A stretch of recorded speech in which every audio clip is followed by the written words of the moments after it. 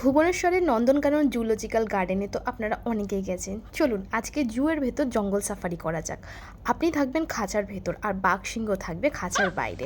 ব্যাপারটা কেমন এক্সাইটিং বলুন তো। 110 টাকা দিয়ে টিকিট কেটে আমরাও বসে পড়লাম এসি বাসের ভেতর। আমাদের lion safari, tiger safari, bear safari and deer safari করানো হবে। প্রথমে আমরা আসলাম লায়ন সাফারি করতে। হঠাৎ বাস এখানে থেমে গেল। থামতেই দেখতে পেলাম দুটো সিংহ গাছের তলায় বসে রেস্ট নিচ্ছে।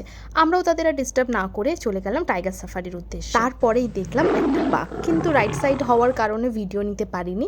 এই সাফারিতে এসে যেটা সবচেয়ে বেশি দেখলাম, অনেক হরিণ আর ময়ূর। তাছাড়া বিয়ার এখানে অনেকই আছে, কিন্তু আমাদের চোখে দুটোই পড়লো। তাদের আবার নামগুলোও ভীষণ ফানি। আমাদের গাইডের কাছ থেকেই শুনে নিন।